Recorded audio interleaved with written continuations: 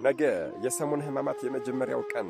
አዎ የሰሙነ ሕማማት ሳምንት የመጀመሪያው ቀን ሰኞ ቀን መርገመ በለስ በመባል ይታወቃል። አዎ መርገመ በለስ የተፈጸመበት ሰኞ በመባል ይታወቃል። ይህም እንዴት ነው የሆነው? በዚህ ቀን ጌታችን አምላካችን መድኃኔዓለም ኢየሱስ ክርስቶስ ከቢታንያ ሲወጣ ተራበ። ታዲያ ከርቀት ቅጠል ያለባትን የበለት ዛፍ አይቶ ፍሬ ባገኝባትና ብመገብ ብሎ ወደ በለሲቱ በሚሄድ ጊዜ ፍሬ አጣባት። በዚህ ጊዜ ከዛሬ ጀምሮ ከአንቺ ምንም አይነት ፍሬ አይበላ ብሎ ስለረገማት ሰኞ ቀን መርገመ በለስ በመባል ትጠራለች። ልብ እናድርግ፣ በለሷ የእኛ ቅጠሏ ደግሞ የሃይማኖታችን የክርስትናችን የማተባችን ምሳሌ ነው።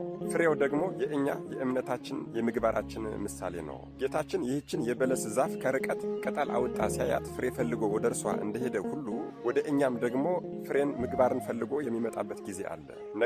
ነገር ግን እንደ በለሲቱ ቅጠል እያላት ፍሬ እንዳላፈራችው ሁሉ እኛ ክርስቲያኖች ሁነን ኦርቶዶክሶች ሁነን ማተብ አስረን ነገር ግን ምግባር ሃይማኖት ለዛው የሌለን ጾም፣ ጸሎት፣ ስግደት፣ ምጽዋትን የማናውቅ በተለይ ደግሞ አስራታችንን የማናወጣ ዝክር መታሰቢያ የማናድርግ ቅዱሳንን የማናከብር እንዲሁ በአጠቃላይ ሃይማኖታዊ ምግባር ክርስቲያናዊ ስነ ምግባር የሌለን ሆነን ከተገኘን የበለሲቱ የዕፀ በለሷ መርገም እንደሚደርስብን ምንም ጥርጥር የለውም። ስለዚህ ጠቅለል ስናደርገው የሰኞን ቀን ስግደት መርገመ በለስን እያሰብን እንሰግዳለን።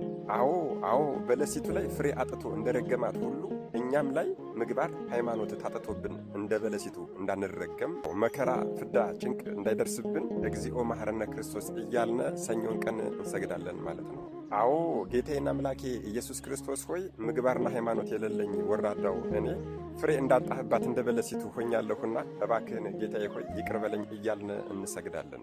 የሚያውቁትን ለማያውቁት ማሳወቅ በጎነት ነውና የስድስቱንም የሰሙነ ሕማማት ቀኖች ስያሜዎች አንድ ባንድ እንደዚህ አጠር አድርጌ እሰራላችኋለሁ። እናንተ ደግሞ ጠቃሚ ሆኖ ካገኛችሁት ሼር እያደረጋችሁ ለሁሉም ሰው እንዲዳረስ አድርጉልኝ። ለቤቱ አዲስ ሆናችሁ ፎሎ ማድረግ እንዳይረሳ። መልካም የሰሙነ ሕማማት የጾም የጸሎትና የስግደት ሳምንት ይሁንልን። አሜን። ይቆየን።